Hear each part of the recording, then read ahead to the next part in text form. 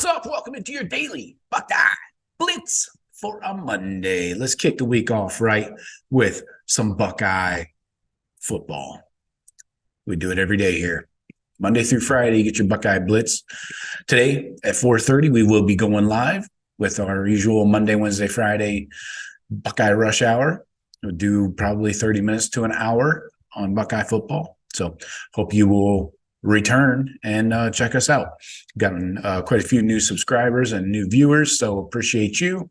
Don't be afraid to hit the like button on that video, this video, any video of mine. It helps other Buckeye fans find the show and everything. So appreciate everybody popping in. So many things I want to say about Michigan fans. You guys really, Michigan fans, if you're watching this, I don't know why you would be, but anyway, we got like 7,000 views of last Friday's live video. So if you've returned,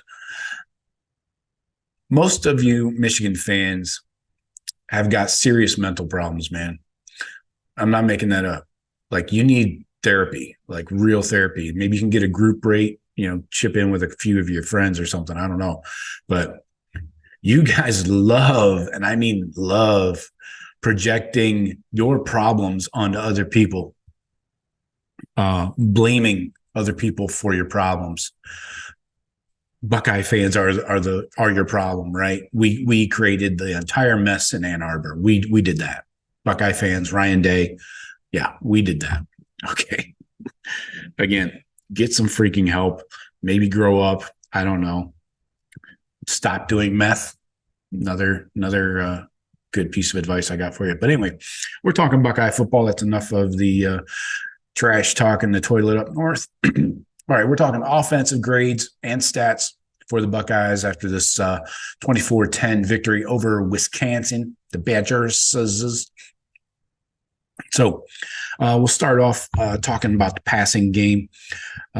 Kyle, obviously, we talked about it in my instant reaction on Sunday and then Sunday night with Jeff and Sean.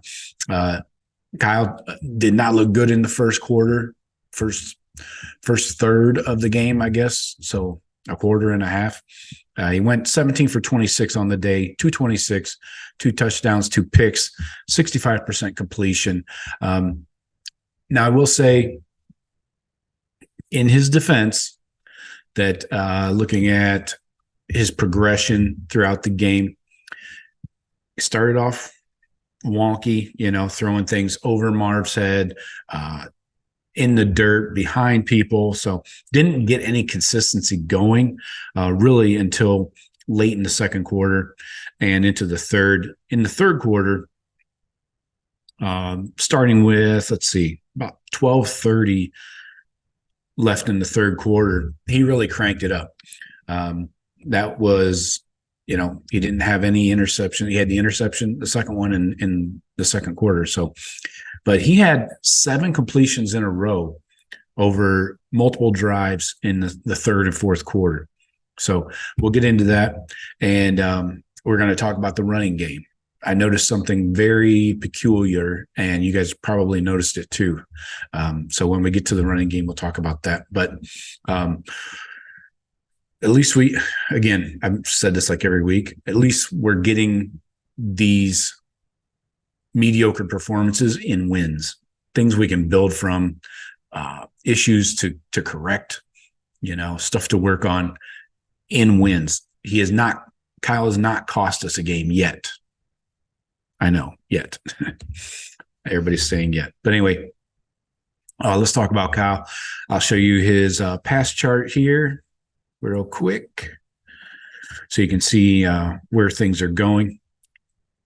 But so looking at the depth, so he was 2 of 4 on passes over 20 yards. Had a touchdown, total of 54 yards there.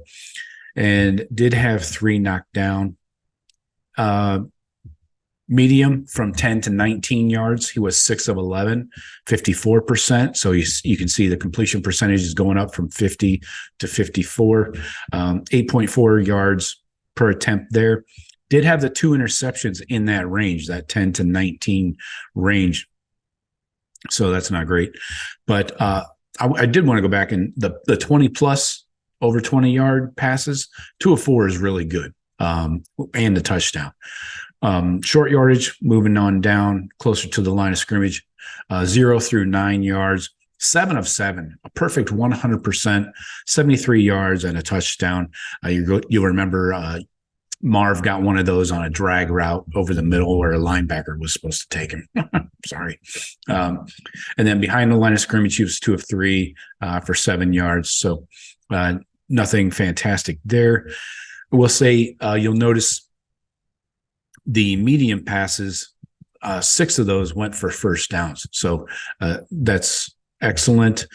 Let's talk about his pressure. When he's kept clean, meaning no pressure, no blitz. When you're under pressure, that's just from the front 4. Blitz is obviously bringing a 5th, 6th, 7th guy even sometimes. Anyways, when he's kept clean, he was 13 of 18, 72%. Excellent. 9.7 yards per attempt, had the touchdown, but also had a pick in that range. Under pressure, so getting pressure from just the down 4. He was 4 of 10, 40%. Not surprised. Had a touchdown and a pick there. When not blitzed at all, he was 7 of 10, 70% for almost 100 yards. When blitzed, 10 of 18, 56%, 127 yards. So passing concepts like play action and screens and stuff, with play action, he only had 7 attempts with play action. As heavy as they ran in the second half, I really think you should have utilized play action more. So he was 5 of 7 with play action, 71.4%, 51 yards. Did have 1 pick off play action. I don't think the play action was the reason. With no play action, that was the bulk of his snaps. He was 12 completions, 21 attempts, 175 yards, 2 touchdowns. So no play action there. So yeah, that's Kyle in a nutshell. Oh, I'm in a nutshell. So with no play action, he had 11 first downs. That's interesting to me. You would think play action would help you more. But anyway, all right, back to me. Now, let's go rushing. I've got an interesting stat I want to throw at you, but let's start off with the running backs. Trey, 24 attempts, 162 yards, a 6.8 average, 1 touchdown. Excellent day. This is what we've been missing in the running game. Had 110 yards after contact. That's a 5-yard average. 6 forced missed tackles. I don't think he's had that in his career at Ohio State. 6 forced missed tackles in one game. Insane. He had the long of 33 for the touchdown. Had 5 carries of over 10 yards. We haven't had that all year. We have not had 5 carries in a game for 10 plus.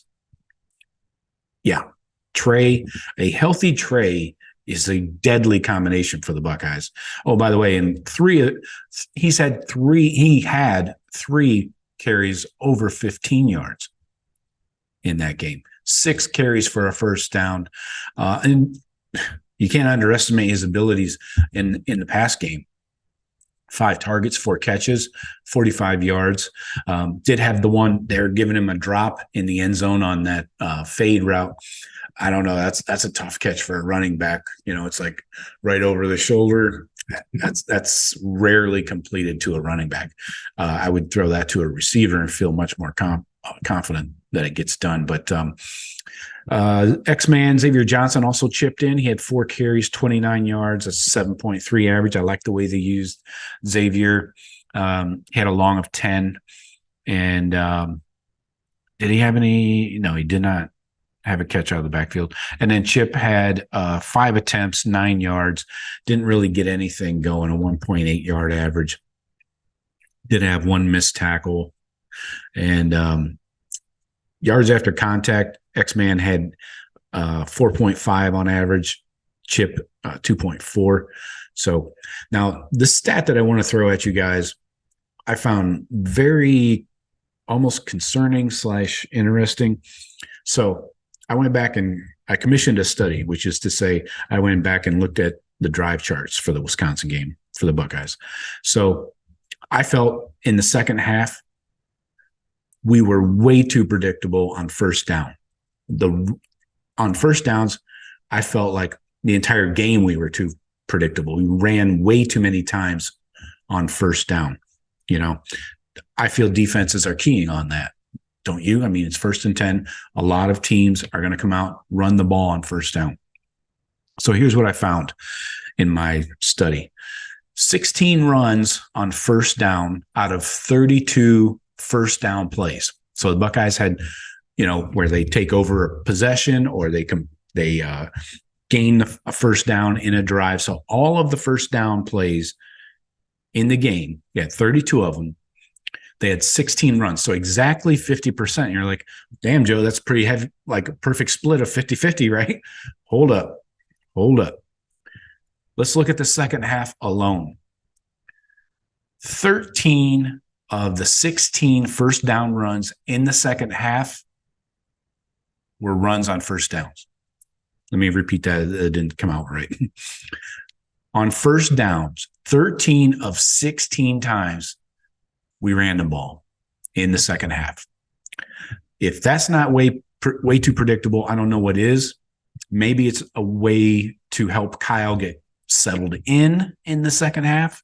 Maybe it's a way for Ryan Day to feel more comfortable about his quarterback by not letting him touch the ball and hand it off a lot.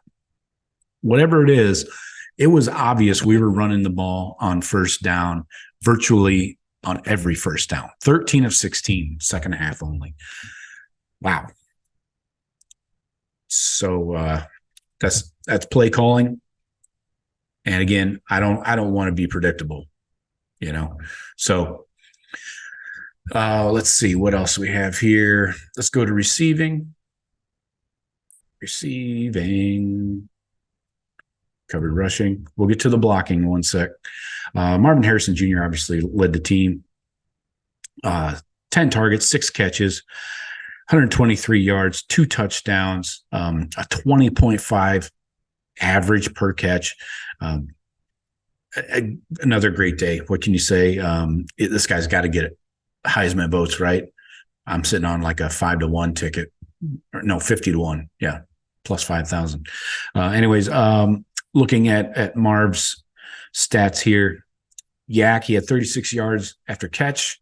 Did want to check his drops. They did not credit him with a drop. I could have swore he had one. 6 first downs.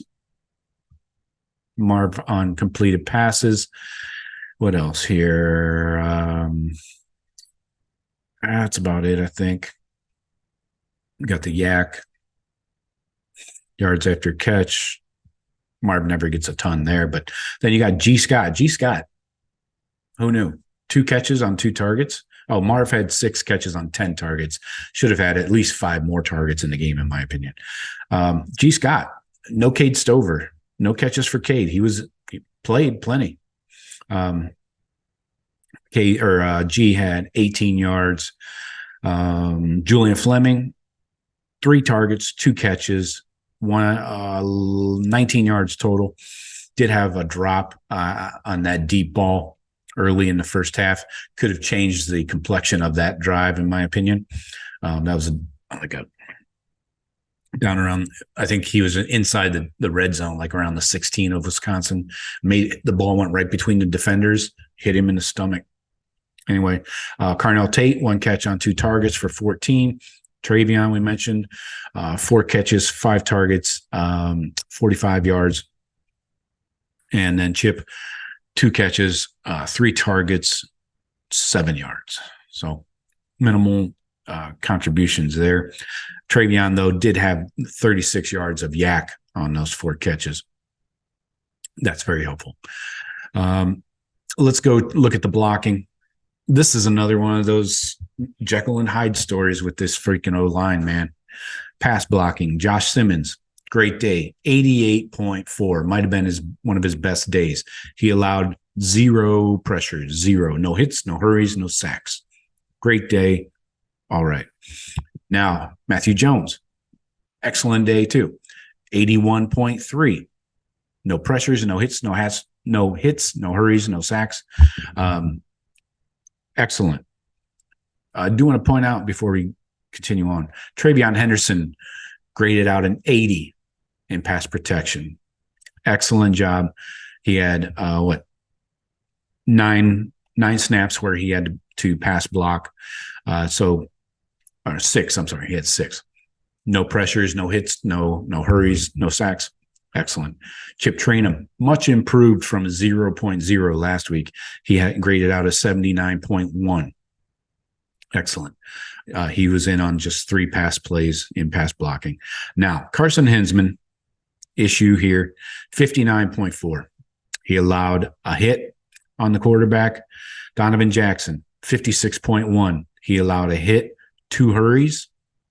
Josh Fryer, your right tackle, 47.7. A sack, a hit, a hurry. You guys got to get more consistent, man. You got a left tackle that had great pass blocking. Right tackle sucked ass. You got right guard that did well. Excellent almost. Then you got a left guard that was horrible. Then you got Hinsman in the middle. Mediocre at best. I don't freaking get this, man. The pass blocking is killing me. So all in all, 1 sack. Let's look at the run blocking. Now, we just talked about Matt Jones. He actually had a good day run blocking too. Graded out a 72.6. He's he was the best O lineman of the day. 72.6 in run blocking. Donovan Jackson, 69.4. Josh Fryer, 64.1. So getting into that mediocre range. Who else here? Oh, geez. Josh Simmons. We just lauded him for having an 88 in passing. Yeah. Try a 48 in run blocking. How? Why? I don't get this. Carson Hinsman, even worse, a 44.9. I know it's too late to change guys out and go benching offensive linemen, but holy crap, these are really, really bad grades in the run game. I can't believe we ran for 210, sack adjusted. Insane. So anyways, that's the story for the offense. We'll get to the defense tomorrow, all right? I hope you have a good one. Talk to you later. Go Bucks.